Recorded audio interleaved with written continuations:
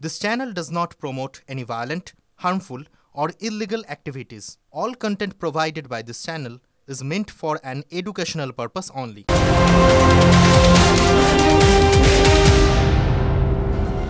নমস্কার, দেখছেন টিভি9 বাংলা। মধুকল্পিতার সঙ্গে রয়েছি আমি শুভজিৎ মিত্র। মধুকল্পিতা ঘড়ির কাঁটা দুপুর 2টা 6 মানে ফুল অ্যান্ড ফাইনাল। আর ফুল অ্যান্ড ফাইনাল ছবিটা এটাই যে হাকিমপুর সীমান্তে বা বিভিন্ন সীমান্তে এখনো ঠিক থেকে ভিড়। এই মুহূর্তে আমরা যেমন স্টুডিওয় রয়েছে, আমাদের সঙ্গে রয়েছেন 3জন সহকর্মী, রয়েছেন সুমন, সায়ন্ত এবং সনদ। আর শুরুতেই আপনাদেরকে নিয়ে যাব স্বরূপনগরে হাকিমপুর সীমান্তে। অনুপ্রবেশকারীদের ঠিক থেকে ভিড় সেখানে। সীমান্তের বিএসএফ ক্যাম্পে জড়ো হয়েছে কয়েকশো বাংলাদেশি অনুপ্রবেশকারী। যে ছবি আপনাদেরকে আমরা দেখাচ্ছি, 4 তারিখ থেকে রাজ্যে এসআইআর শুরু হয়েছে, তারপর থেকেই আমরা দেখছি বাংলাদেশে পালানোর হিড়িক পড়ে গেছে। তথ্য আপনাদেরকে দেব যে 11 দিনে কতজন এখনো পর্যন্ত পুশব্যাক হয়েছে। তবে তার আগে একবার লাইভ ছবি দেখবো সুমনের কাছ থেকে। সুমন,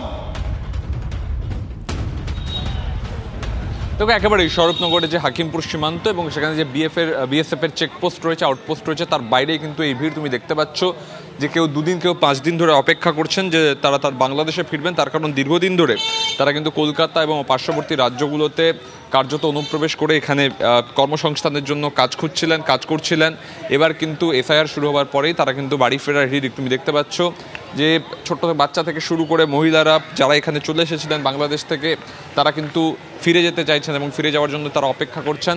পাশাপাশি তোমাকে আরও একটা ছবি দেখাবো যে বিএসএফ তারা কিন্তু যথেষ্ট সক্রিয় এবং এখানে কিন্তু বিএসএফের যে তল্লাশি তার কিন্তু বেগও বৃদ্ধি পেয়েছে। এই চেকপোস্ট দিয়ে তাদের নিয়ে যাওয়া হবে এবং তার জন্যই তুমি দেখো যে বিএসএফের তরফ থেকে তল্লাশি চলছে। কোনো গাড়ি বা বাইকে করে যারা যাচ্ছে তাদেরকে কিন্তু পরীক্ষা করে তারপর যেতে দেওয়া হচ্ছে। পাশাপাশি এই ছবিটাও দেখাবো যে এর আগে আমরা দেখেছিলাম এই সীমান্ত দিয়ে যারা পারাপার করছিলেন তারা কিন্তু কোথায় ছিলেন, কি কাজ করছিলেন, এই কথাগুলো বলছিলেন। এখন কিন্তু তারা এই তথ্যগুলো প্রকাশ করতে চাইছেন না। তার কারণ কোথাও একটা ভয় বাসা বেঁধে আছে মনে, যে যদি এইগুলো বলার পরে তারা সুমন একবার দেখি লাইভে একবার কথা বলো। কারণ এর আগে তারা বলছিলেন, হঠাৎ করেই কোনো এক অজানা কারণে কথা বলা বন্ধ করে দিয়েছেন। আমরা আবারও চেষ্টা করি সুমন। একেবারেই তো আমি চেষ্টা করব। বাচ্চা খেয়েছে কিছু? দিদি কোথায় যাবেন? এখানে কোথায় ছিলেন? কত বছর আগে এসেছিলেন? কোনো উত্তর পাওয়া যাচ্ছে না এবং এইভাবেই কিন্তু একেবারে মুখে হাত দিয়ে মুখ নিচু করে মুখ ঢেকে তারা বসে থাকছেন। কোথাও একটা ভয় কাজ করছে হয়তো। দাদা, ভয়ের কিছু নেই, কোথায় যাবেন? এই হচ্ছে ছবিটা তুমি দেখতে পাচ্ছ। এই অ্যাপ্রোচ কিন্তু প্রত্যেকের। এখানে কিন্তু কেউ একটা ফোঁটা কথা বলছেন না এবং মুখে রা শব্দটিও আনছেন না। আমি যতজনকে অ্যাপ্রোচ করছি তারা কিন্তু প্রত্যেকে তাদের মুখ ঢেকে কার্যত লুকিয়ে যাচ্ছেন। দিদি, কতদিন অপেক্ষা করছেন এখানে? কতদিন অপেক্ষা করছেন? কেউ কথা বলতে চাইছেন না এবং সারি সারি দেখো সবাই মুখ লুকিয়ে ফেলছেন, একেবারে মুখ নিচু করে ফেলছেন। এই ছবি, একদম এই ছবি ধরা পড়ছে। তারা কোনো মতে কিন্তু দেশে ফিরতে চান। আবারও চেষ্টা করো, গোটা বাংলার মানুষ একবার ছবিটা দেখুক। একেবারে আমি কথা বলার চেষ্টা করব। দাদা, বাচ্চা কিছু খেয়েছে? হ্যাঁ, কতদিন বসে আছেন? কোথায় যাবেন? ওপারে বাড়ি কোথায়? এখানে কোথায় ছিলেন দাদা? আর ভয় নেই কিছু? এই কথা বললে তো আপনার কিছু হবে না। আপনি তো ফেরার জন্যই এসছেন।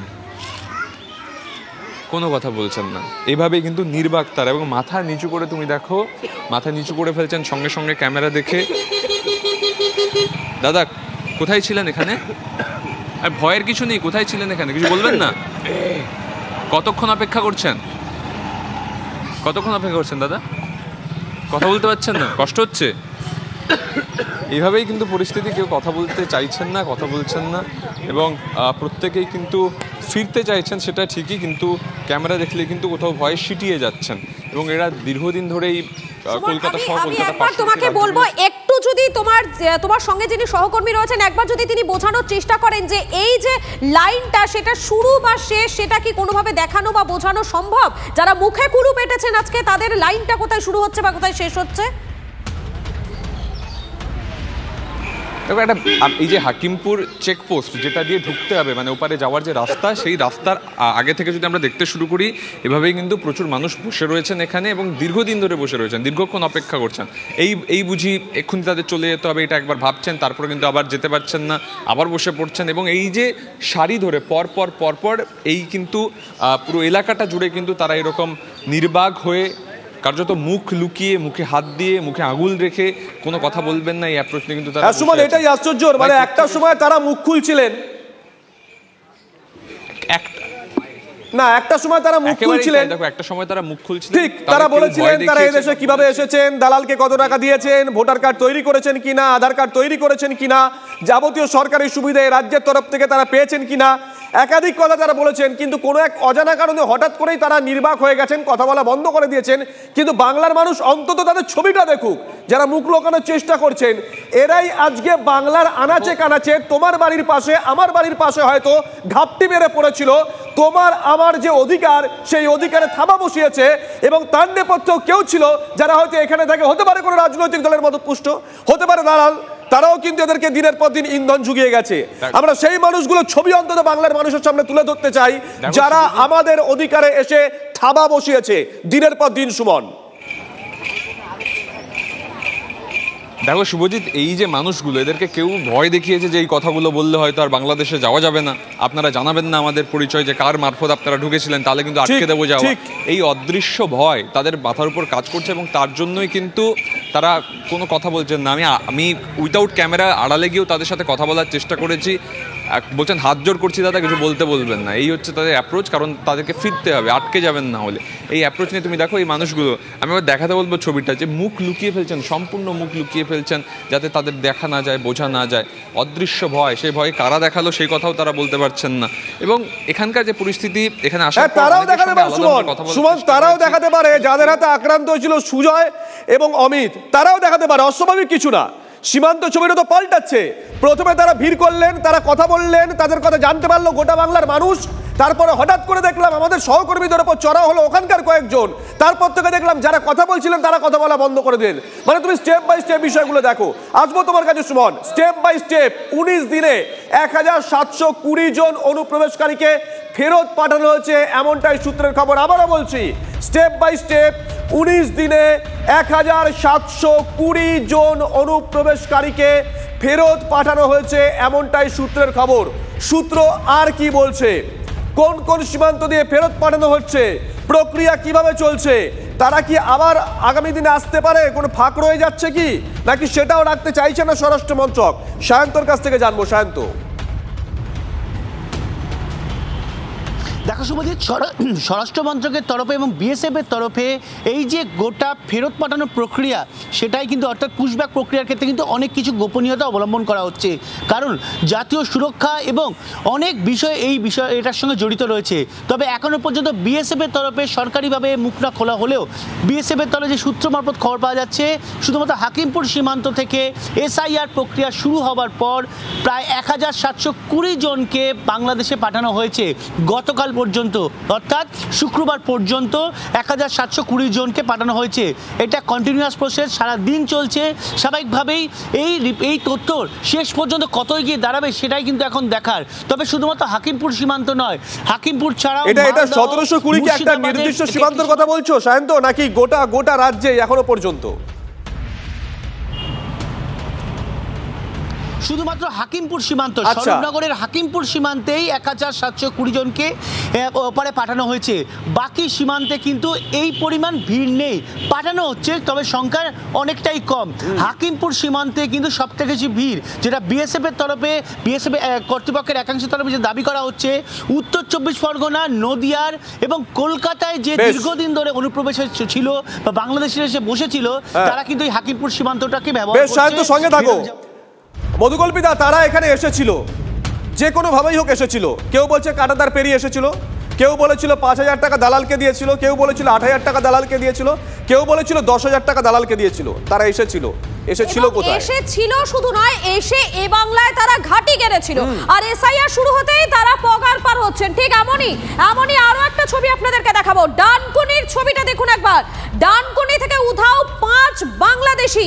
ডানকুনির 5 নম্বর ওয়ার্ডের গোবরা স্টেশন, এই স্টেশনের পাশে বস্তিতে এরা থাকতো। সনৎ মাঝি রয়েছেন সরাসরি আমাদের সঙ্গে।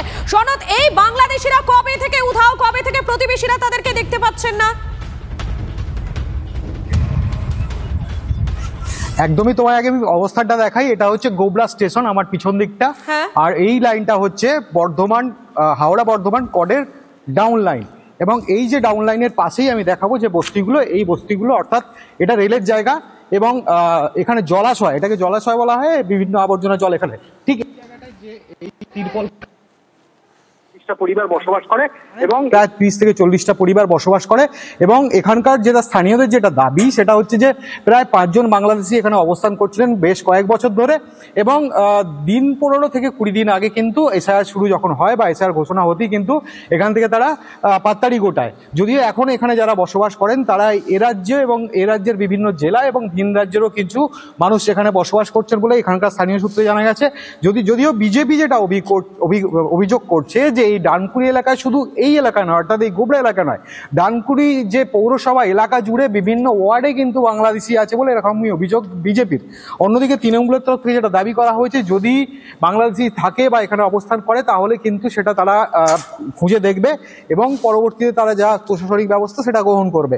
কিন্তু এই মুহূর্তে আমি যে জায়গাটা দাঁড়িয়ে আছি সেই জায়গার চিত্রটা কিন্তু একবারে অস্বাভাবিক, কারণ আমি দেখানোর চেষ্টা করব যে কিভাবে তারা বসবাস করেন এখানে যারাই বসবাস করুন না কেন, এখানকার এই মানুষ আছেন এবং ভিন রাজ্যের মানুষ আছেন যারা বিভিন্ন ধরনের কাজকর্ম করেন, বিশেষ করে আবর্জনা ফেলার কাজ বা তারা উধাও এখান থেকে। এবং বস্তিবাসীদের দাবি এসআইআর শুরু হওয়ার পরে এই 5 জনের কোনো রকম কোনো খোঁজ মিলছে না।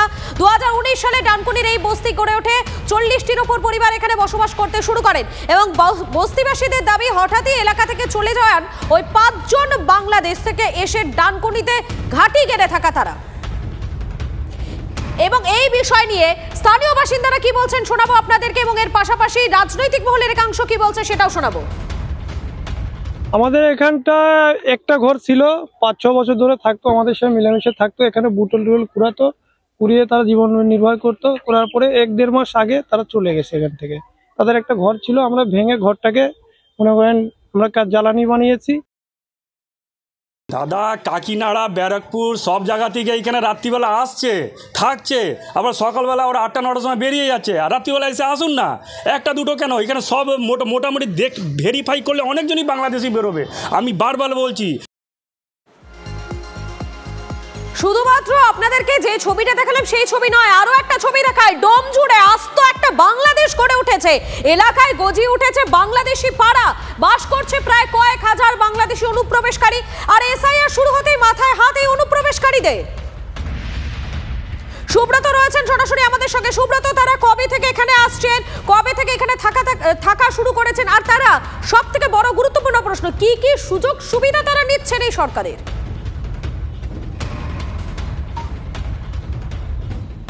দেখো মধুকল্পিতা, একেবারেই আমি ডোমজুর বিধানসভা এবং জগৎবল্লভপুর বিধানসভার মধ্যস্থ এলাকায় দাঁড়িয়ে রয়েছি, যেখানে ডোমজুর বেগড়ি এলাকা এবং এখানে কেশবপুর। আমার পেছনেই তুমি যে বাড়িগুলো দেখতে পাচ্ছ, এই বাড়িগুলো কিন্তু তৈরি করা হয়েছে শুধুমাত্র ভাড়া দেওয়ার জন্য। এবং এখানে ছোট ছোট ঘর রয়েছে, যে ঘরগুলোতে বাংলাদেশ থেকে আসা প্রচুর মানুষ তারা কিন্তু ভাড়া নিয়ে থাকতো। এবং জানা যাচ্ছে এই কলোনি কিন্তু বাঙাল কলোনি নামেই পরিচিত, এবং এখানে প্রচুর বাংলাদেশের লোকজন তারা আসতোই। তুমি দেখতে পাচ্ছ, আমি আমার ক্যামেরা পার্সনকে সেই ঘরগুলোর ছবি একবার দেখাতে বলবো। এরকমভাবে ঘর বানিয়ে এখানে ভাড়া দেওয়া হতো, এবং এখানে এসআইআর শুরু হতেই কিন্তু বেশ কিছু বাড়ি তালাবন্ধ হয়ে রয়েছে। এবং এখানকার স্থানীয় মানুষরা, যারা এখানকার নাগরিক এখনও রয়েছে, যারা এসআইআর ফর্ম ফিল আপ করেছে, তাদের দাবি যে এসআইআর শুরু হতেই তারা কিন্তু তাদেরকে দেখতে পান না। ফলে তো বোঝাই যাচ্ছে যে তারা অবৈধভাবে এখানে বছরের পর বছর বসবাস করতেন। পাশাপাশি এখানে প্রায় 2,500 থেকে 3,000 বাড়ি রয়েছে, এবং তার মধ্যে প্রচুর বাংলাদেশি তারা কিন্তু এখানে ছিলেন। এবং এখানকার যারা 60-70 বছর আগে যারা বাংলাদেশ থেকে, ওপার বাংলা থেকে যারা এসেছিলেন, তারা কিন্তু দাবি করছেন তারা এই দেশের নাগরিকত্ব হয়ে গিয়েছেন এবং তারা এখানকার বৈধ কাগজ বানিয়ে নিয়েছেন, তারা রয়েছেন, তাদের এসআইআর ফর্ম ফিল আপ হচ্ছে। পাশাপাশি কিন্তু প্রচুর ঘর, যে ঘরগুলোতে আমি একটু কথা বলে নেবার চেষ্টা করব। দিদি, আপনারা তো এখানে বছরের পর বছর রয়েছেন, আপনারা তো এই দেশের নাগরিক হয়ে গেছেন নাকি? স্যার, আমাদের তো বাড়ি এখানে। আর যারা আপনারা বাংলাদেশ থেকে এসে থাকতো তারা কি দেখতে পান এখন? স্যার এই বিল্ডিংয়ে আপনি ক্যামেরাটা দূরে রাখুন, এই বিল্ডিংয়ে কোনো বাংলাদেশি নেই, আমি আপনাকে আগে তথ্য দিলাম। মানে এই পাড়াতে এলাকাতে থাকতো তো আমি প্রচুর তো থাকতো, আমি শুনেছি প্রচুর আপনি শুনলে তো হবে না, আমরা এখানকার বাসিন্দারা আমরা তো জানি তারা নেই এখন, তারা এখন নেই, মানে বোঝাই যাচ্ছে। দেখো যারা আগে থাকতো তারা এখন নেই, অনেকেই চলে গিয়েছেন এসআইআর শুরু হতে বৈধ কাগজপত্রের অভাবে। তবে এখানকার প্রবীণ মানুষ যারা রয়েছে, আমি এখানকার স্থানীয় বাসিন্দা, তাদের সঙ্গে একটু কথা বলার চেষ্টা করব। একটু আপনি যদি আসেন একটু কথা বলতাম। আপনারা তো এখানে বছরের পর বছর রয়েছেন, আপনারা তো প্রায় কতদিন ধরে রয়েছেন আপনারা এখানে? আমরা এখানে 18-20 বছর আছি। আচ্ছা, আপনাদের বৈধ কাগজপত্র সব রয়েছে? সব আমাদের কাগজপত্র সব ওকে আছে। এই এলাকায় তো যারা ওপার বাংলা থেকে বেশ কিছুদিন আগে যারা এসেছিল তাদেরকে আর দেখতে পান না? এটাই বলছি, এটা তো ভাড়াটিয়া বাড়ি, আমরা তো আমাদের কাজ মনে নিয়ে থাকি, দোকানপাট নিয়ে থাকি, আমরা কে তাদেরকে কি আর দেখতে পান? না দেখতে পাচ্ছি না। তার মানে তারা চলে গিয়েছে? তো সেটাও তো দেখতে পাচ্ছি না, দেখবো কি করে? একেবারে বোঝা যাচ্ছে যেটা চোখে দেখা যায় না তা কিন্তু নিরুদ্দেশ, এমনটাই মনে করা হচ্ছে। এবং এই যে বেগড়ি জলা এলাকা বা এখানে কেশবপুর, এই এলাকায় প্রচুর ওপার বাংলার মানুষজন। বোঝাই যাচ্ছে যে এলাকায় তুমি ঢুকে গিয়েছিলে সেখানে বেশ কয়েকটি পরিবার রাতারাতি উধাও হয়ে গেল, কোথায় চলে গেল কেউ জানে না, কিন্তু এসেছিল তারা বাংলাদেশ থেকে। শুভজিৎ, একদমই তাই। মধুকল্পিতা আপনাদেরকে ডানকুনির ছবি দেখালো, ডোমজুরের ছবি দেখালো, মানে এই দুটো দক্ষিণবঙ্গ, আর উত্তরবঙ্গ ডাবগ্রাম ফুলবাড়ির ছবি আপনাদেরকে দেখাবো। সেখানেও বাংলাদেশি কলোনির হদিশ পাওয়া গেছে। বাংলাদেশ থেকে এসেছেন, নিজের মুখেই কবুল করলেন অনেকে। তাদের অনেকেরই, অধিকাংশেরই 2002-এর ভোটার তালিকায় নাম নেই, কোনো বৈধ নথি পর্যন্ত দেখাতে পারেনি। প্রসেনজিৎ আমাদের সঙ্গে লাইভে রয়েছেন। প্রসেনজিৎ, একবার দেখাও ছবিগুলো দেখি। দেখো শুভজিৎ, প্রথমত আমি ফর্মগুলো দেখাবো। দেখো এসআইআর ফর্ম যারা ফিল আপ করছেন, বর্তমান ভোটার তালিকায় নাম আছে সেই তথ্য দিচ্ছেন, কিন্তু 2002-এর যে ভোটার তালিকায় সেইখানে কোথায় নাম আছে তার বা তার বাবা মায়ের, এই জায়গাগুলো সম্পূর্ণ ব্ল্যাঙ্ক, যাকে ডাউটফুল ভোটার বলে মনে করছেন বিএলওরা। আমি একবার কথা বলবো একজনের সঙ্গে। এই ডাবগ্রাম ফুলবাড়িতে হাজার হাজার মানুষ এলাকায় থাকেন যারা বিভিন্ন সময় বাংলাদেশ থেকে এসেছেন এবং একটা বড় অংশ 2002-এর পরে। যেমন ইনি আছেন, ইনি ভারতে এসেছেন 2004 নাগাদ।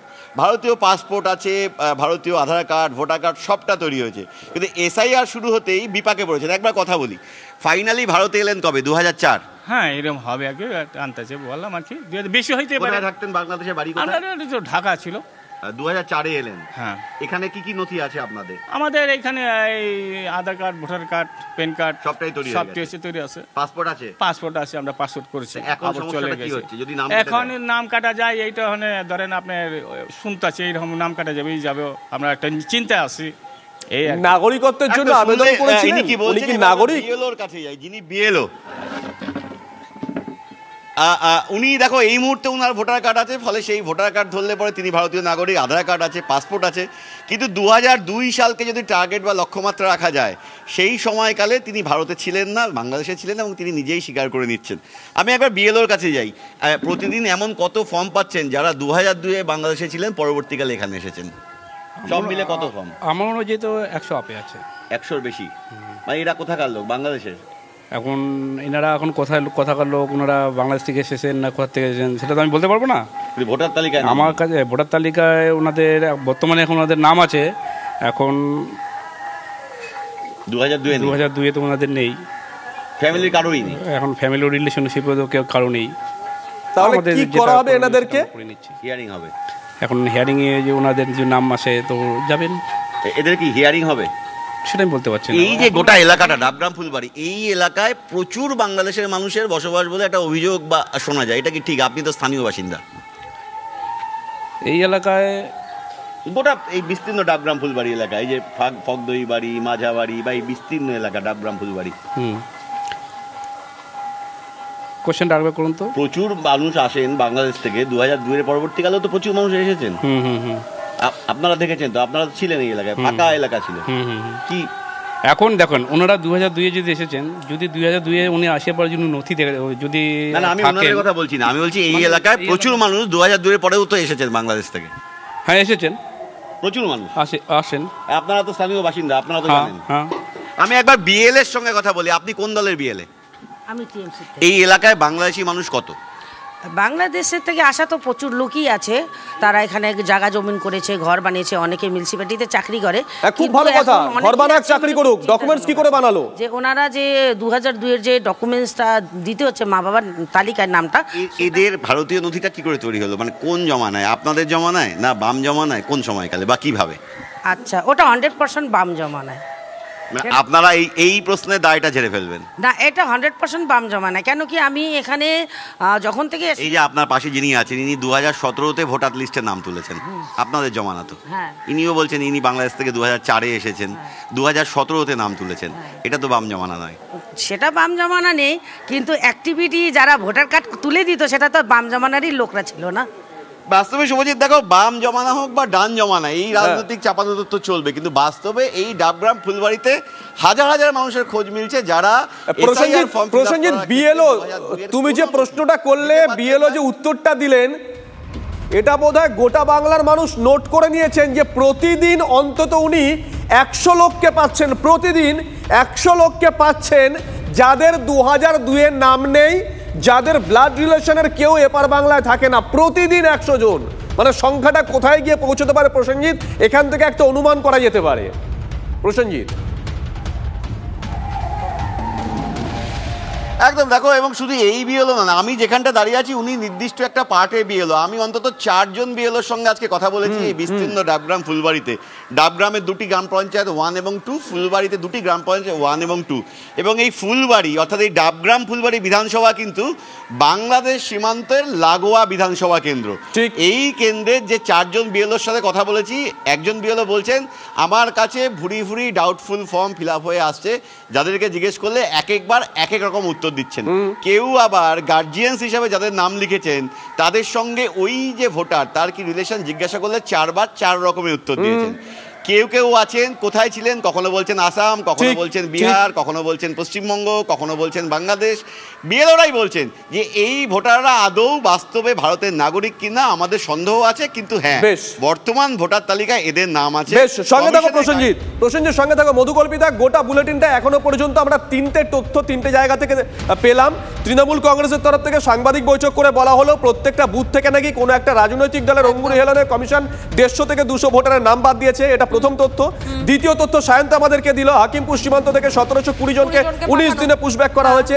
আর তৃতীয় তথ্য এই বিএলও আমাদের ক্যামেরার সামনে বললেন যে প্রত্যেক দিন উনি 100 জন করে এমন লোককে পাচ্ছেন যাদের কাছে, যাদের 2002-এর ভোটার তালিকায় নাম নেই, এমনকি যাদের এদেশে কোনো ব্লাড রিলেশনেরও কেউ নেই। পরপর 3টে তথ্য আপনাদেরকে গোটা বুলেটিনে এখনো পর্যন্ত আমরা দিলাম। আর এই যে 3টে তথ্য এতক্ষণ পর্যন্ত আপনাদেরকে দিলাম না, তার সবথেকে বড় গুরুত্বপূর্ণ বিষয় হচ্ছে বাংলাদেশি পুশব্যাক চলছে। আর এই বাংলাদেশিদের ভারত ছাড়ার হিড়িকের মধ্যেই একটা বড় হুঙ্কার দিয়েছেন কেন্দ্রীয় স্বরাষ্ট্রমন্ত্রী অমিত শাহ।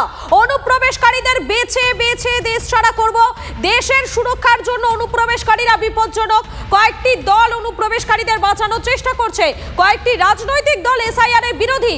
এবং শুভজিৎ, খুব গুরুত্বপূর্ণ এই যে তিনি বক্তব্যটি রেখেছেন যে কয়েকটি রাজনৈতিক দল এসআইআর এর বিরোধী, সেখানে নাম না করে তৃণমূল সহ এসআইআর বিরোধীদের যে তোপ দেখেছেন স্বরাষ্ট্রমন্ত্রী, সেটা কার্যত স্পষ্ট। দেশের গণতান্ত্রিক ব্যবস্থাকে কলুষিত করছে অনুপ্রবেশকারীরা। গুজরাটে একটি অনুষ্ঠানের মঞ্চ থেকে এসআইআর নিয়ে তৃণমূল সহ বিরোধীদের নিশানা স্বরাষ্ট্রমন্ত্রীর। और घुसपैठ को रोकना न केवल देश की सुरक्षा के लिए जरूरी है, देश की लोकतांत्रिक व्यवस्था को प्रदूषित होने से बचाने के लिए भी घुसपैठ को रोकना जरूरी है। मगर दुर्भाग्य की बात है कुछ राजनीतिक दल एक घुसपैठिया हटाओ का जो अभियान है इसको निर्बल करने में लगे हैं।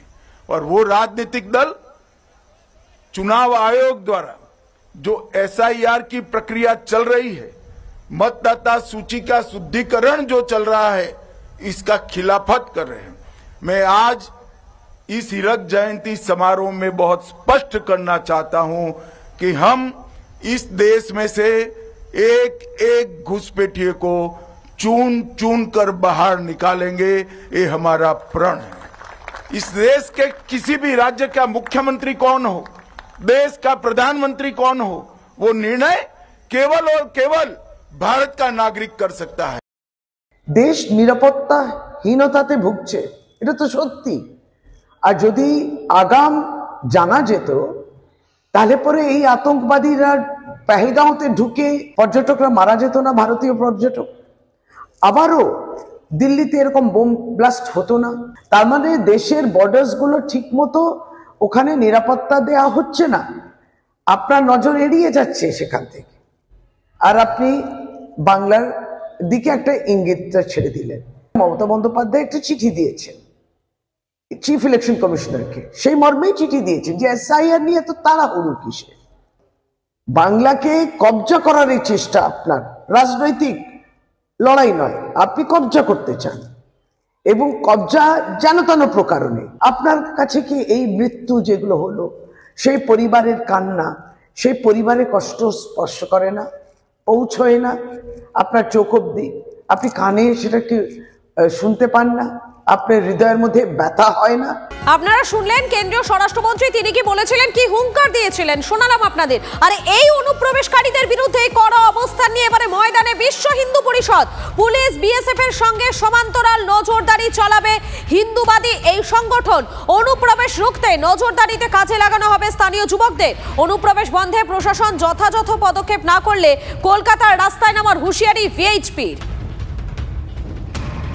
বর্ডার এরিয়ার নজরদারি বলতে আমাদের এখানকার কার্যকর্তারা আছে, অবশ্যই দেশের সুরক্ষার হিতে যেটা অস্বাভাবিক চোখে পড়বে আমরা স্থানীয় প্রশাসনকে জানাবো আমাদের পক্ষ থেকে, এবং সেই হিসেবে তো আমাদের নজরদারি থাকবে। স্থানীয় যারা যুবক আছে সেই যুবকরা সেখানে যাবে, সেখানে গিয়ে যদি কোনো অপ্রীতিকর যদি কোনো ঘটনা দেখে বা ঘটনা ঘটে তৎক্ষণাৎ সেখানকার যে সিকিউরিটি ফোর্স বিএসএফ যারা আছে তাদেরকে জানাবে, বা স্থানীয় প্রশাসন যারা আছে তাদেরকে জানাবে। অ্যাডমিনিস্ট্রেশন, এটা আপনি বলতে পারেন প্যারালাল অ্যাডমিনিস্ট্রেশন। আমরা সরকারের পক্ষে কাজ করব, সহযোগী হিসেবে কাজ করব। প্রশাসনকে জানাবো, প্রশাসন যদি বাধ্য না হয় আমরা আন্দোলন করব, বড়সড় আন্দোলনে নামবো, কলকাতা রাজপথে নামবো।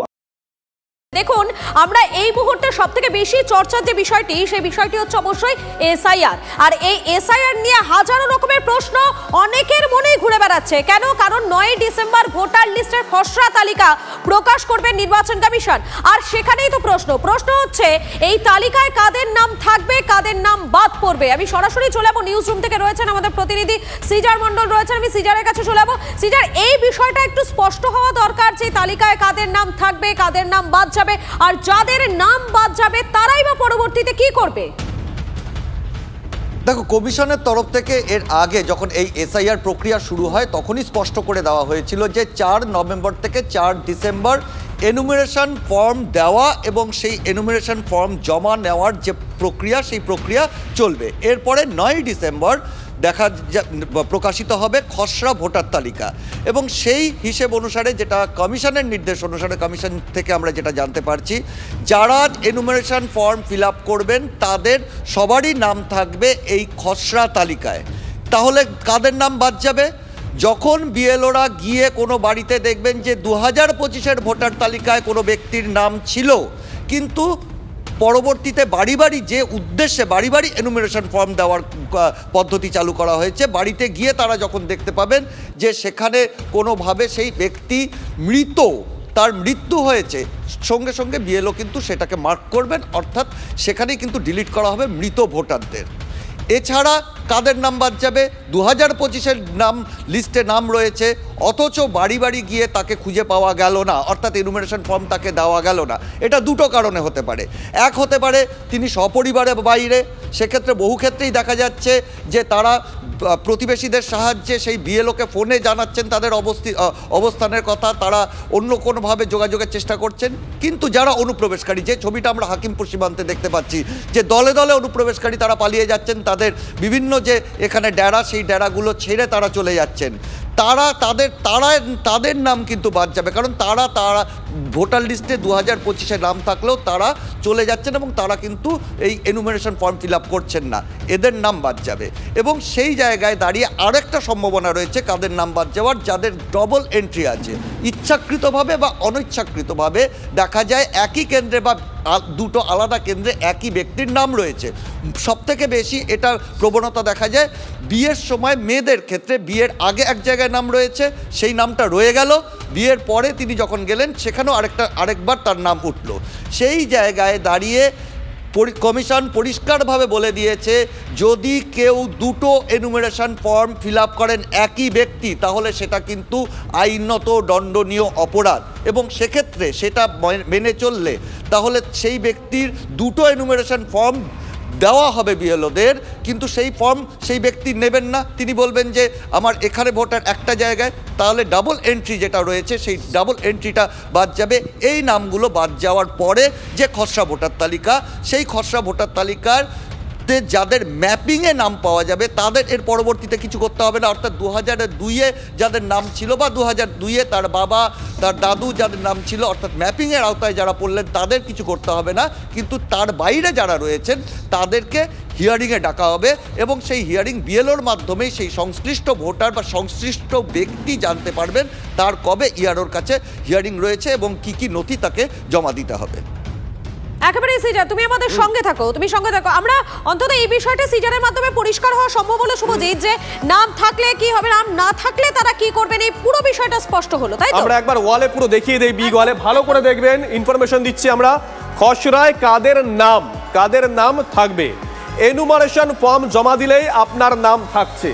এনুমারেশন ফর্ম আপনি জমা দিচ্ছেন, আপনি 2002 ভোটার লিস্টে আপনার নাম ছিল, চিন্তার কোনো কারণ নেই, আপনার নাম খসড়ায় থাকছে। শুনানিতে কাদের ডাকা হবে, যে কথা সিজার বলছিল যে শুনানিতে কাদের ডাকা হতে পারে, আমরা যে তথ্যগুলো পেয়েছি এখনো কমিশন মারফত সেই তথ্যগুলো আপনাদেরকে দেখাবো। ধরুন এমন হতে পারে যে আমি এবং মধুকল্পিতা আমাদের দুজনের কারণ নামী ভোটার তালিকায় 2002-এ ছিল না, আমরা পরবর্তী সময় সংযোজন করেছি, মানে 2025-এ ছিল কিন্তু 2-এ ছিল না। সেক্ষেত্রে আমাদের বাবা মা দাদু ঠাকুমা কাকা কাকি কারোর নাম যদি থাকে তাহলে কিন্তু আমাদেরকে আর ডাকা হবে না। ফর্মের তথ্য এবং কমিশনের তথ্য অমিল হলে তখন সেক্ষেত্রে ডাকা হতে পারে। এবং 2002-এ যদি নিজের নাম না থাকে বা 2002-এর বাবা মা ঠাকুরদার নাম যদি না থাকে সেক্ষেত্রে একটা ডাকার সম্ভাবনা থাকছে। আর কি কি তথ্য রয়েছে শুভজিৎ? আমরা একবার দেখে নেই যে কাদের নাম বাদ যাবে।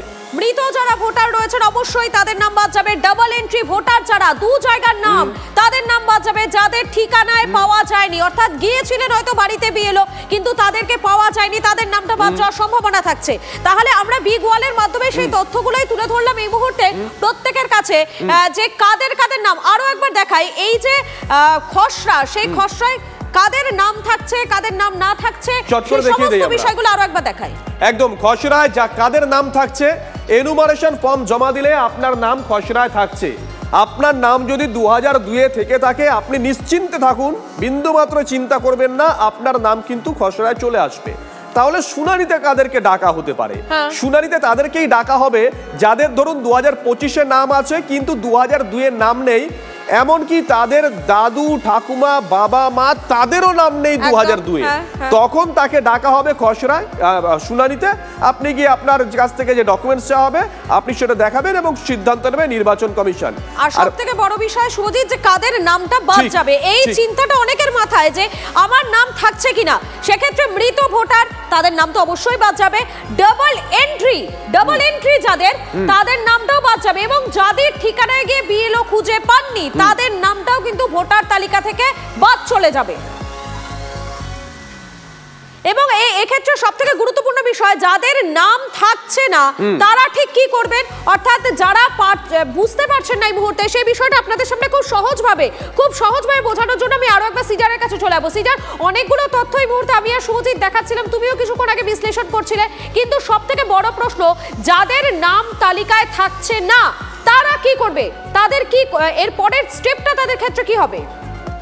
দেখো, যেটা তোমায় বললাম যে এক হচ্ছে ভুয়ো ভোটার হলে স্বভাবতই সেই ব্যক্তির উপস্থিতি নেই, কারণ এরকমও বেশ কিছু উদাহরণ দেখা গিয়েছে। কিছুদিন আগেই আমরা দেখেছিলাম যে রাজারহাট গোপালপুর, রাজারহাট নিউ টাউন এলাকায় পোস্টাল সিস্টেমের মাধ্যমে যখন তাদের ভোটার আই কার্ড পাঠানো হয়েছিল, সেই ভোটার আই কার্ড পার্টিকুলার সেই ঠিকানায় গিয়ে তাদেরকে পাওয়া যায়নি। অর্থাৎ এখানে একটা ভুয়ো ভোটারের সম্ভাবনা রয়েছে, তাদের নাম তোলার কোনো প্রশ্নই নেই।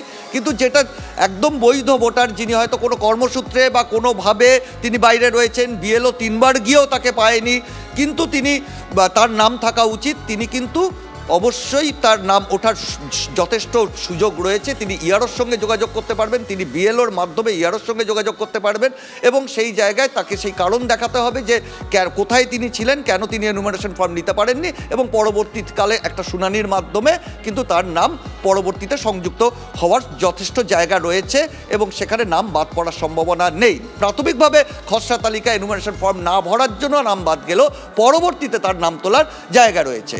এই রকম যে সম্ভাবনাগুলো রয়েছে এবং তারপরেও যদি এই খসড়া তালিকা বেরোনোর পর উপযুক্ত তথ্য প্রমাণ যদি পেশ করে কেউ নাম ইয়ারোর কাছে যান, সেখানে কিন্তু তার নাম তোলার যথেষ্ট সুযোগ থাকছে। এটা স্পষ্ট করিয়ে দিয়েছিলেন সিইও, নিজে স্পষ্ট করে দিয়েছেন। এবং সেই জায়গা থেকে মূলত এই যে তালিকা, এখানে মৃত ভোটারদের একটা বড় অংশের নাম বাদ যাওয়ার সম্ভাবনা এবং ডাবল এন্ট্রি বাদ যাওয়ার সম্ভাবনা এবং একদমই ভুয়ো ভোটার বা অনুপ্রবেশকারী যাদের আদৌ উপস্থিতি নেই, এরকমও বহু লোক আছে যাদের উপস্থিতি নেই বা যারা কোনো ডকুমেন্টস দেখাতে পারবেন না বলে ইতিমধ্যেই দেশ ছেড়েছেন বা তার বাড়ি ছেড়েছেন, তাদের নাম বাদ যাবে। অর্থাৎ প্রাথমিক ঝাড়াই বাছাইটা কিন্তু এই খসড়া তালিকার মধ্যে দিয়ে প্রতিফলিত হবে। অর্থাৎ প্রাথমিকভাবে যে ঝাড়াই বাছাই, সেই ঝাড়াই বাছাইটার পরে তারা কি করবেন কি না করবেন, কি হবে কি না হবে, সেটা খুব স্পষ্টভাবে খুব সহজভাবে আমাদের প্রতিনিধি সিজার বুঝিয়ে দিলেন। শুভজিৎ, আমরা আরেকবার দেখিয়ে দিই দর্শকদের এই মুহূর্তে একেবারে প্রথম থেকে আমরা দেখাই যে কাদের নাম থাকবে, মানে কারা নিশ্চিন্তে থাকতে পারেন। আপনি যদি 2002-এর ভোটার হয়ে থাকেন, মানে ভোটার লিস্টে আপনার নাম থাকে, আপনি নিশ্চিন্তে থাকুন, খসড়ায় আপনার নাম আসবে। আপনার কাজ একটাই ছিল এনুমারেশন ফর্মটা সাবমিট করা, আপনি করেছেন নিশ্চয়ই, নিশ্চিন্তে বসে থাকুন। শুনানিতে কাদেরকে ডাকা হবে, শেষ এসআইআর এ ম্যাপিং এ যদি অমিল হয়ে থাকে, আসছি আস্তে আস্তে, শেষ এসআইআর এ ম্যাপিং এ যদি অমিল হয় তাহলে তাদেরকে শুনানিতে ডাকা হবে। ধরুন আমি এবং মধুকল্পিতা, আমাদের দুজনের কারণই 2002-এর ভোটার তালিকায় নাম নেই, আমাদের 2025-এর ভোটার তালিকায় নাম ছিল, কিন্তু আমরা এনুমারেশন ফর্ম জমা করেছি, সেখানে বাবার নাম দেওয়া রয়েছে, মার নাম দেওয়া রয়েছে, বাবা মা দাদু ঠাকুমা তাদের নাম কিন্তু 2002-এ ছিল। সুতরাং আমাদেরকে আর খসড়ায় ডাকা হবে না। নতুন ভোটার যারা, মানে 25-এর ভোটার যারা, সেটাও পরিষ্কার করে দেওয়া আছে। তাহলে কাদের নামটা বাদ যাবে? আচ্ছা, এই বাদ যাবে যাদের নাম, সেক্ষেত্রে অত্যন্ত গুরুত্বপূর্ণ ডাবল এন্ট্রি ভোটার যারা রয়েছে। ডাবল এন্ট্রি ভোটার মানে অর্থাৎ অনেক ক্ষেত্রেই দেখা যায় একজন ভোটার তার একাধিক জায়গায়, একের বেশি জায়গায় তার নাম রয়েছে, সেক্ষেত্রে তাদের নামটা ভোটার তালিকা থেকে একেবারে কাট হয়ে যাবে। আর অবশ্যই মৃত ভোটার, তাদের জায়গা তো থাকছে না, তাদের নামটাও কিন্তু কাট হয়ে যাবে।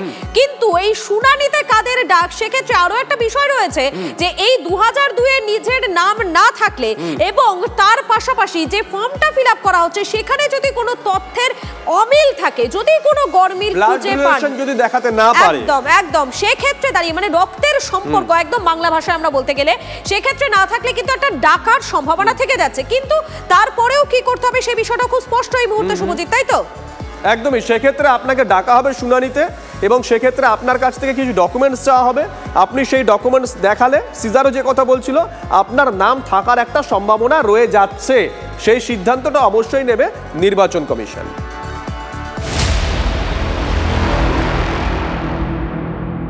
আচ্ছা, এই এসআইআর হচ্ছে বলে কত কিছু জানতে পারছি, তাই না? প্রতিবেশীকে মা বাবা বানিয়ে ভোটার কার্ড তৈরি করে নিচ্ছে একজন। অভিযোগ উঠেছে আলিপুরদুয়ারে হ্যামিল্টনগঞ্জের নেতাজি পল্লীতে। স্থানীয় বাসিন্দা অনিমা বিবি অভিযোগ করেছেন তাকে মা এবং তার স্বামী বল্লাল শেখকে বাবা বানিয়ে ভোটার কার্ড পাসপোর্ট তৈরি করেছেন তাদেরই প্রতিবেশী হায়দার শেখ। এসআইআর এ ফর্ম পূরণ করতে গিয়ে বিষয়টি জানতে পারেন বলে দাবি করেছেন অনিমা বিবি। এই বিষয়ে কালচিনির বিডিওর কাছে লিখিত অভিযোগ দায়ের করেছেন তিনি। যদিও হায়দার শেখের দাবি বল্লাল শেখ তার পালিত বাবা, অনিমা বিবি তার পালিত মা, তার জ্যাঠামশাই ও জেঠিমা বলে দাবি, তারা জ্যাঠামশাই ও জেঠিমা বলে দাবি হায়দারের। অভিযোগ পেয়ে বিষয়টি খতিয়ে দেখছে প্রশাসন। যেদিন এসআইআর আমি ফর্ম জমা দিতে গেছি ওদিন জানতে পারছি, আমি ওদিন যাই দেখছি যে ওর ফর্মে ফিল আপ করতেছে বিলাল শেখ কি হয়, বাবা হয়, অনিমা বিবি বাবা হয়, ও মা হয়। তখন ওইটা কেন করতেছে, এটা তো আমার মতো ইসে ডকুমেন্টস, আমার ডকুমেন্টস তুমি কোথায় পেলে? আমার সিরিয়াল নাম্বারে ছিল, সিরিয়াল নাম্বারে তো আমাদের নামটা কেন দিচ্ছ ডকুমেন্টসটা? তখন আমাকে বলতেছে আপনার কি করার আছে করে নিন, ও যে বাংলাদেশ আপ ডাউন করে তারও ভিসা আছে, সব আমাদের ডকুমেন্ট দিয়ে করছে। আচ্ছা, কিন্তু আপনার কেউ হয় না? আমার কিছু হয় না। আমি ওনার কাছে ছোট থেকে বড় হয়েছি, মানে যখন আমি অবুঝ ছিলাম, এখন উনি আমাকে পালছে। যখন আমি বুঝবান হইলাম তারপরে দেখলাম আলাদা করলাম, বাড়ি ঘর আলাদা ছাদ আছি। তারপরে শুনতেছি না আমি ওনার ছোট ভাইয়ের ছেলে, ওনার বিল্লাল শেখের ছোট ভাইয়ের ছেলে। তো উনিও মারা গেছে আজকে 35-36 বছর আগে। তাহলে তখন তো আমি অবুঝ, আমি জানি না কিছু। তাহলে উনি মারা গেছে, উনি মারা যাওয়া আমার জেঠু যখন এখন মারা গেছে বাবা, মারা যাওয়ার পরে এখন উনি বলতেছে আমি তোমাকে চিনি না, জানি না। তো এটা খালি আমি আমার বলা না, এটা পুরো গ্রাম জানে, পুরো মানে যারা আগেকার লোক আছে সবাই জানে এইসব কথা। আপনি এখানে কত বছর ধরে রয়েছেন? এখানে আমি যখন থেকে আমার হয়েছি তখন থেকে এখানে। অনিমা বিবির যা জানি আমরা, অনিমা বিবির একটাই ছেলে বাপি শেখ, আর ওনার মেয়ের নাম পায়েল শেখ। বাকি কে আছে সেটা আমরা জানি, আপনারা জানেন না। আর এবার আপনাদেরকে বাঁকুড়ায় নিয়ে যাব। আইনের রক্ষক ভক্ষক, চুরির অপবাদ দিয়ে বাড়ির পরিচারককে বেধড়ক মারধরের অভিযোগ। পরিচারকের দিদিকে শ্লীলতাহানির মতন মারাত্মক অভিযোগ উঠেছে একজন পুলিশ অফিসারের বিরুদ্ধে। আর এরই প্রতিবাদে রাস্তায় টায়ার জ্বালিয়ে বিক্ষোভ দেখান স্থানীয় বাসিন্দারা। ছবিটা একবার দেখুন, এক্সক্লুসিভ। বাঁকুড়ার রানীবাঁধ থানার সেকেন্ড অফিসার শুভম রায়চৌধুরীর শাস্তির দাবিতে সরব হয়েছেন এলাকাবাসী। আমরা আপনাদেরকে ছবি দেখাচ্ছি, ছবিটা একবার দেখুন। পুলিশ কার্যত অ্যাকশন মোডে। ডিটেল জানবো, হিরক আমাদের সঙ্গে রয়েছেন। হিরক, যে ছবি আমরা দেখছি, পুলিশ কার্যত অ্যাকশন মোডে। একেবারে শুরু থেকে বলো ঠিক কি ঘটেছিল। শুভজিৎ, দেখো গতকালই কিন্তু অভিযোগ উঠেছিল যে স্থানীয় রানীবাঁধ থানার যে সেকেন্ড অফিসার শুভম রায়চৌধুরী, এই শুভম রায়চৌধুরী তার পরিচারককে চুরির অপবাদ দিয়ে 12 লক্ষ টাকা চুরির অপবাদ দিয়ে তাকে বেধড়ক মারধর করেছেন, এমনটাই অভিযোগ উঠেছিল। এবং এই ঘটনার পরবর্তীকালে আরো একটা অভিযোগ সামনে আসে। ওই পরিচারকের দিদি, সেই দিদিকেও ওই পুলিশ অফিসার, পুলিশের ওই আধিকারিক তিনি শ্লীলতাহানি করেন এবং কুপ্রস্তাব দেন বলে অভিযোগ ওঠে। এই ঘটনায় কেন্দ্র করে গতকাল থেকেই কার্যত উত্তপ্ত বাঁকুড়ার রানীবাঁধ থানা এলাকা এবং রানীবাঁধের যে ক্ষুদিরাম স্ট্যাচু মোড়, সেই স্ট্যাচু মোড়ে দফায় দফায় বিক্ষোভ শুরু হয়। গতকাল রাতে সন্ধ্যে 7টা থেকে রাত 12টা পর্যন্ত প্রায় 5 ঘন্টা ধরে বিক্ষোভ চলে। রাস্তায় টায়ার জ্বালিয়ে বিক্ষোভে সামিল হন স্থানীয় বাসিন্দারা যেটা দাবি তুলতে থাকেন, ওই পুলিশ আধিকারিকের বিরুদ্ধে কঠোরতম ব্যবস্থা নিতে হবে। তারপরও আজ সকাল পর্যন্ত কোনো ব্যবস্থা না নেওয়ায় আজকে সকাল থেকে ফের বিক্ষোভে সামিল হন স্থানীয় বাসিন্দারা। পাশাপাশি যেটা জানা যাচ্ছে যে স্থানীয় বিজেপি কর্মীরা তারাও কিন্তু এই অবরোধে সামিল হন নির্যাতিতার পাশে দাঁড়িয়ে। এবং এই যখন আজকেও সকাল 10টা থেকে দুপুর 1:30টা পর্যন্ত এই অবরোধ চলে এবং অবরোধ তোলার জন্য একাধিকবার পুলিশের তরফে অনুরোধ জানানো হয় অবরোধকারীদের, কিন্তু অবরোধকারীরা তারা তাদের আন্দোলনে অনড় থাকে। এরপরই বিশাল পুলিশ বাহিনী এবং র্যাব ঘটনাস্থলে পৌঁছয় এবং অবরোধকারীদের এক লাইনে একটা উত্তর শুধু জানতে চাইবো, ডিপার্টমেন্টের অবস্থা কি? এই নিয়ে এখনো পর্যন্ত কোনো অভিযোগ দায়ের কিছু হয়েছে নাকি বহাল তবিয়তে চাকরি করছেন যে অভিযুক্ত? দেখো, পুলিশের তরফে যেটা জানানো হয়েছে যে এখনো পর্যন্ত নির্যাতিতা বা ওই পরিচারকের তরফে পরিবারের তরফে কোনো রকম লিখিত অভিযোগ দায়ের করা হয়নি। তবে গোটা ঘটনা তদন্তের জন্য খাতড়ার এসডিপিও কে ইতিমধ্যে নির্দেশ দেওয়া হয়েছে। অন্তত বাঁকুড়ার পুলিশ সুপার বৈভব তিওয়ারি তেমনটাই জানিয়েছেন। ধন্যবাদ।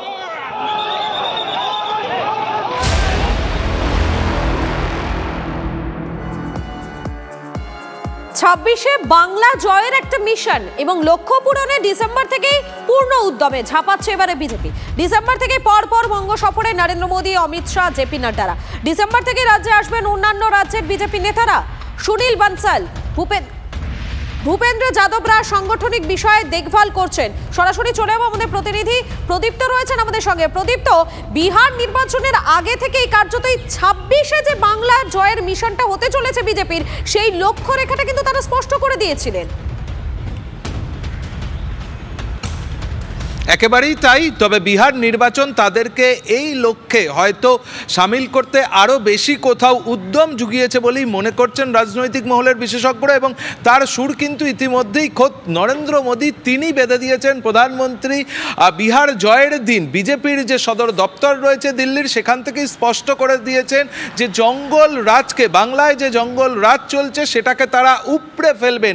আর সেই লক্ষ্যেই ডিসেম্বর মাস থেকেই একেবারে পূর্ণ উদ্যমে বিজেপি বিজেপির যে সমস্ত নেতৃত্ব রয়েছে, নরেন্দ্র মোদী তিনি যেমন কর্মসূচিতে অংশ নেবেন, তার পাশাপাশি স্বরাষ্ট্রমন্ত্রী অমিত শাহ আসবেন, একই সঙ্গে যিনি রাষ্ট্রীয় সভাপতি রয়েছেন জেপি নাড্ডা তিনি আসবেন, তার সঙ্গে একাধিক যে কেন্দ্রীয় নেতৃত্ব তারাও আসবেন। বলে রাখা ভালো যে শীতকালীন অধিবেশন 1 থেকে 19শে ডিসেম্বর পর্যন্ত চলবে। সেই শীতকালীন অধিবেশনের মধ্যেই এই রাজ্যের সাংগঠনিক বিজেপির কি হাল হকিকত সেটা খোঁজার জন্যে অমিত শাহ জেপি নাড্ডারা আসবেন। সম্ভবত কোনো শনি রবিবার এই 1 থেকে 19-এর মধ্যে, তার মধ্যেই তারা আসবেন। একই সঙ্গে ডিসেম্বর মাস থেকে অন্যান্য রাজ্য থেকে যারা দায়িত্বে রয়েছেন এই রাজ্যের জন্য বা তাদেরকে পাঠানো হচ্ছে, যেমনভাবে বিহারে কাজ করতে রাজস্থান, গুজরাট, উত্তরপ্রদেশ থেকে বিজেপির দায়িত্বপ্রাপ্ত নেতারা, দক্ষ নেতারা পাঠানো হয়েছিল পশ্চিমবঙ্গের জন্যও সেই নেতারা ইতিমধ্যেই আসতে শুরু করেছেন। তবে তারা পাকাপাকিভাবে ডিসেম্বর মাস থেকে তারা এই রাজ্যে থাকবেন।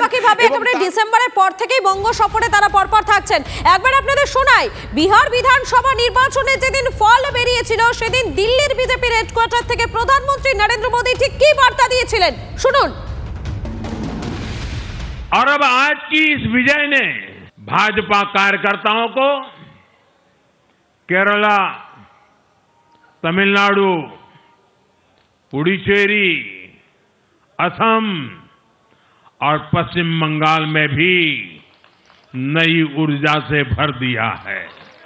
और हां, गंगा जी यहां बिहार से बहते हुए ही बंगाल तक पहुंचती है।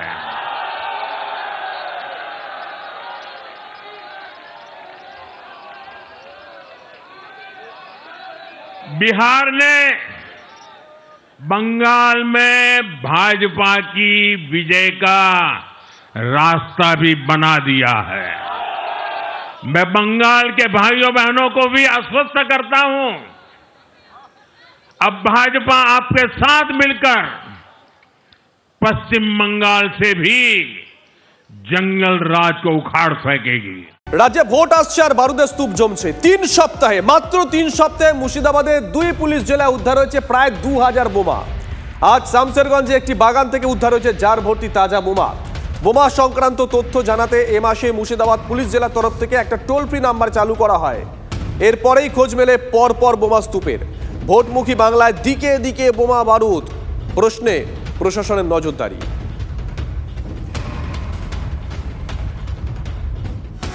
পাশাপাশি বীরভূমের পারুয়ে বোমার স্তূপের খোঁজ।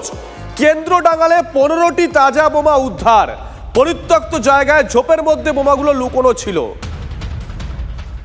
হিমাদ্রি আমাদের সঙ্গে লাইভে রয়েছেন, আমাদের সহকর্মী। হিমাদ্রি, এই এত বোমা এলো কোথা থেকে, কারা প্রথম দেখতে পান, কখন পুলিশ গিয়ে পৌঁছয়ে বোমাগুলোকে নিয়ে যাওয়া হয়েছে কিনা, পুলিশের তরফ থেকে কোনো বক্তব্য রাখা হয়েছে কিনা, জানাও বিস্তারিত।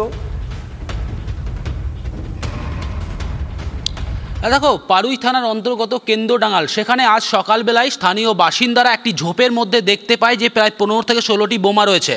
এরপর খবর দেওয়া হয় পারুই থানা পুলিশকে। পুলিশ আসে এবং জায়গাটিকে ইতিমধ্যেই ঘিরে রেখেছে। খবর দেওয়া হয়েছে বোম স্কোয়াডকে। বোম স্কোয়াড সেখানে এলে সেই বোমাগুলিকে নিষ্ক্রিয় করা হবে। কিন্তু বড় প্রশ্ন হলো 2026-এ বিধানসভা নির্বাচন, সেই নির্বাচন এগিয়ে যত আসছে ততই কিন্তু বীরভূম জেলার এর আগেও দেখেছি একাধিক জায়গা থেকে এই ধরনের বোমা উদ্ধার হয়েছে।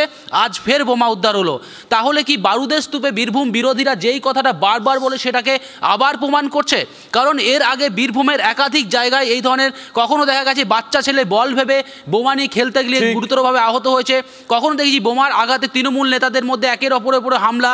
যেহেতু নির্বাচন আসছে আর তারপরেই তার আগেই এই ধরনের বোমা উদ্ধার, স্বাভাবিকভাবেই কিন্তু আইন শৃঙ্খলা নিয়ে একটা প্রশ্ন তুলছে। পুলিশের যে ভূমিকা সেটা নিয়েও প্রশ্ন তোলা হচ্ছে। শুধু কি এই নজর রাখো।